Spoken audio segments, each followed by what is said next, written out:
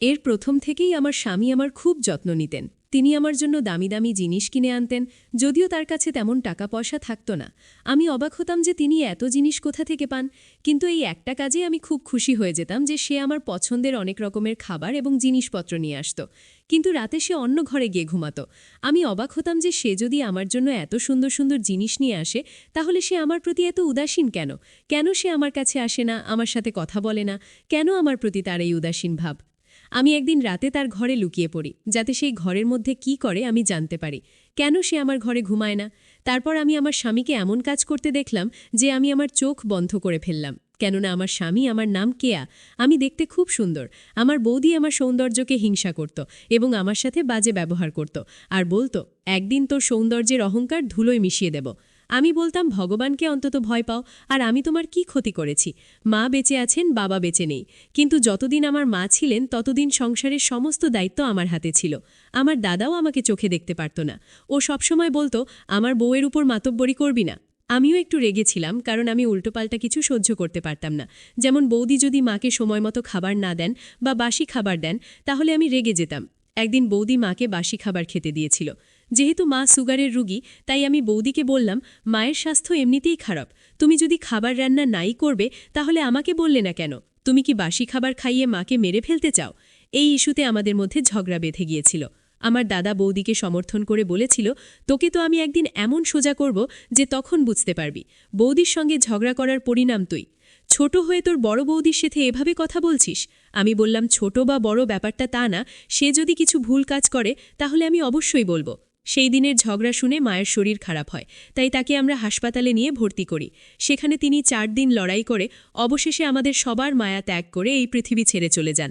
মায়ের মৃত্যুতে আমি খুব দুঃখ পেয়েছি। এরপরে একদিন রাতে দাদার রুমে এসে বলল, মা আর এই পৃথিবীতে নেই, তোর কিছু প্রয়োজন হলে আমি তো আছি, আমাকে জানাস। দাদা আরও বলল, আমি তোর বিয়ে ঠিক করে ফেলেছি, আগামী রবিবার তোর বিয়ে। আমি অবাক হয়ে বললাম, কি? আমি তোর বিয়ে ঠিক করে ফেলেছি? তুই বিয়ে করে স্বামীর বাড়িতে গেলে সেটাই তোর জন্য ভালো হবে। দাদার উপর আমার এতটা রাগ হচ্ছিল যে ওকে বলতেও পারলাম না যে কার সাথে আমার বিয়ে। ও আরও বলল, সবেমাত্র মা মরেছে, মনের মধ্যে যদি বিয়ে নিয়ে কোনো স্বপ্ন থাকে সেটা মনের মধ্যেই রাখ। আমি তোর বিয়ে ধুমধাম করে দিতে পারবো না। এ কথা বলেই ও আমার ঘর থেকে বেরিয়ে গেল। আমি বালিশে মাথা দিয়ে কাঁদতে লাগলাম। তারপর মনে মনে নিজেকে এইভাবে সান্ত্বনা দিলাম যে একদিন তো আমার বিয়ে হবেই, সেখানে আমার নিজের সংসার হবে, কারো দাসত্ব করতে হবে না, বৌদির অত্যাচার থেকে অন্তত বেঁচে যাব, এসব ভেবেই দিন পার হচ্ছিল। কিন্তু বিয়ের দিন এটা দেখে অবাক হয়ে গেলাম যে আমার দাদা কেমন মানুষের সাথে আমার বিয়ে ঠিক করেছে। এটাতে নিশ্চয়ই বৌদির কোনো চাল আছে, কারণ বৌদি আমাকে শত্রু ভাবত। আমি মনে মনে জানতাম যে কোনো একদিন বৌদি আমার উপর প্রতিশোধ নেবে, আর আজকে সে সেটাই করেছে। আর আজকে সে সফল হয়েছে, কারণ আমার বর অদ্ভুতভাবে বসে আছে, যাকে দেখে একটা বাচ্চাও বলে দিতে পারবে যে সে একজন সাধারণ মানুষ না, বরং একজন পাগল। কেননা ও হাতে একটা ললিপপ নিয়ে খাচ্ছিল। চুল এলোমেলো, কাপড় তো নতুনই পরেছিল, কিন্তু এত নোংরা করে ফেলেছে যেন কোনো ছোট ছেলে মাটি নিয়ে খেলা করেছে। ওকে দেখে সবাই বুঝতে পেরেছে আমার বর পাগল। আত্মীয় স্বজন না থাকায় আশেপাশের কিছু লোক এসেছিল। তারাও বলতে লাগলো, নিশার বর পাগল, ওর দাদা বৌদি ওর উপর একই ধরনের প্রতিশোধ নিল।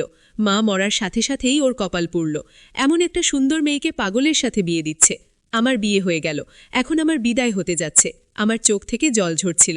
আমি কাঁদতে চেয়েছিলাম, কিন্তু কাঁদতেও পারিনি, কারণ আমার কান্না দেখারও কেউ যে নেই। মাকে খুব মিস করছিলাম।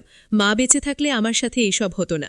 আমার বৌদি দাদাকে দিয়ে এই কাজ করিয়েছে, কিন্তু দাদা একবারও ভাবেনি যে সে তার নিজের বোনকে একটা পাগলের সাথে দিয়ে দিচ্ছে। এ আমাকে কোথায় রাখবে, কি খাওয়াবে? আজকাল লোকজন তাদের মেয়েদের বিয়ে এমন ছেলের সাথেও দেয় না যার কাছে চাকরি বাকরি নেই, আর এর তো মাথাই ঠিক নেই। এক মুহূর্তের জন্য আমি ভেবেছিলাম বিয়ে না করেই, কিন্তু তাতে কি হতো, একটা নাটক তৈরি হতো। এরপর ওরা আমাকে জোর করে বিয়ে দিত। তাই আমি সবকিছু আল্লাহর উপর ছেড়ে দিয়ে চুপচাপ বিদায় নিয়ে বাড়ি থেকে বেরিয়ে গেলাম। যাওয়ার সময় দাদা আমার মাথায় হাত দিয়ে সান্ত্বনা দেওয়ার চেষ্টা করলে আমি মাথা সরিয়ে নিলাম। সবাই এটা দেখে বলছিল, একে অপমান করাই উচিত। আমার বৌদি আমার সাথে কথা বলার জন্য এগিয়ে এলে আমি তার সাথে কথাই বললাম না, কারণ সে আগেই সবার সামনে বলেছিল, তোমাকে বিয়ে দিয়ে দিয়েছি, তুমি এখন এই বাড়ি থেকে বিদায় হও। তার যতই রাগ থাক না কেন, কোনো বৌদি তার নন্দের বিদায়ের দিন এই রকম কথা বলে না। আমার প্রতি কেমন ব্যবহার হচ্ছিল ওপর থেকে আল্লাহ দেখছে, কিন্তু আমার বিশ্বাস আল্লাহর প্রতি ছিল যে তিনি ন্যায় বিচার করবেন। এখন আমার সময় খুব খারাপ যাচ্ছে।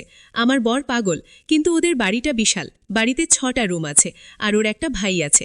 আমি ভেবেছিলাম সেও এই বাড়িতেই থাকে, কিন্তু যখন রাতে তার ভাই আমার রুমে এলো আমি ঘাবড়ে গেলাম। সে বলল, বৌদি চিন্তা করো না, আসলে এটাও আমার বাড়ি, কিন্তু অন্য জায়গায়ও একটা বাড়ি আছে, সেখানে আমার স্ত্রী সন্তান থাকে। এখন তোমাকেই একে দেখে রাখতে হবে। ব্যাপারটা হলো কি, আমার স্ত্রীর সাথে দাদার বোনে না, মা বাবাও নেই। এখন শুধু তুমি আর আমার দাদা এই বাড়িতে থাকবে। যদি বুঝতে না পারো কোথায় কোন জিনিস আছে তাহলে ফোন করো, দেওয়ালে আমার ফোন নাম্বার লেখা আছে। আর যদি দাদা তোমাকে খুব বিরক্ত করে তাহলে আমাকে ফোন করো। কিন্তু দেখো ভাবি, আমিও সংসারী লোক, আর আমার বউ আমার এখানে আসা পছন্দ করবে না। যদি খুব জরুরি প্রয়োজন হয় তবেই আমাকে ফোন করো, না হলে পরিস্থিতি নিজে সামলানোর চেষ্টা করো, কারণ এখনই তোমার স্বামী এবং তোমাকেই একে সামলে রাখতে হবে। আমি বুঝতে পারছি আমার অবস্থা কতটা খারাপ হতে চলেছে। আমি হ্যাঁ বলে মাথা নাড়ালাম। আর কি বা করতে পারি আমি? সে আরও বলল, তুমি চিন্তা করো না, মাথার ওপর আল্লাহ আছেন, একদিন সব ঠিক হয়ে যাবে। আমি বুঝতে পারছি সে আমাকে সান্ত্বনা দিচ্ছে, কিন্তু তারপর আবার বলল, আমি তোমাকে বোঝাতে চাইছি যে একদিন সব কিছু ঠিক হয়ে যাবে, তুমি বেশি চিন্তা করো না। জানি না কেন একই কথা দুবার বলল আর কেন এত জোর দিয়ে বলল। এই মুহূর্তে আমি কিছুই বুঝতে পারলাম না, তাই বললাম ঠিক আছে। আমার স্বামী অন্য রুমে বসেছিল, আমি তাকে দেখতে গিয়ে অবাক হয়ে গেলাম। এই ঘরটা মনে হয় তারই, কারণ ঘরে অনেক ভাঙা জিনিসপত্র পড়ে আছে। হয়তো তার মনটা শিশুর মতো। হঠাৎ তাকে দেখে আমি ভয় পেয়ে গেলাম। আমি ভাবলাম আমাকে কিছু বলবে বা কোনো পাগলামি করবে, কিন্তু সে কিছুই করল না। আমি চুপচাপ আমার রুমে এসে শুয়ে পড়লাম। আমার মনে হচ্ছিল ভিতর থেকে দরজা বন্ধ করে দিই, কিন্তু তেমন কিছুই করলাম না। বলতে খুব অদ্ভুত লাগছে, কিন্তু এত শান্তির ঘুম আগে কখনো ঘুমাইনি। ঘুম থেকে উঠে চোখ খুলে ভয় পেয়ে গেলাম। দেখি সামনে আমার স্বামী বসে আছেন। তারপর টেবিলের দিকে তাকালে আমার চোখ কপালে উঠে গেল, কারণ টেবিলের উপর নাশতা রাখা দেখে মনে হচ্ছে সকালেই দোকান থেকে আনা। আমি তার দিকে তাকালাম, তারপর চারপাশে দেখলাম, কারণ আমার মনে হচ্ছে তার ভাই নাশতা নিয়ে এসেছে, কিন্তু আশেপাশে কাউকেই দেখতে পেলাম না। বাইরের দরজা তখনও বন্ধ। রাতে আমি নিজেই তালা লাগিয়েছিলাম। আমার স্বামী আমাকে নাশতা করতে বলল এবং সেও নাশতা করতে বসে গেল।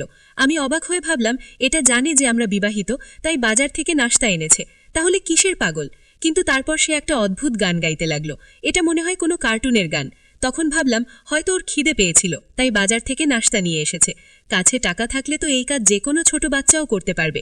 যাই হোক, তারপর নাশতা করে ঘর পরিষ্কার করা শুরু করলাম।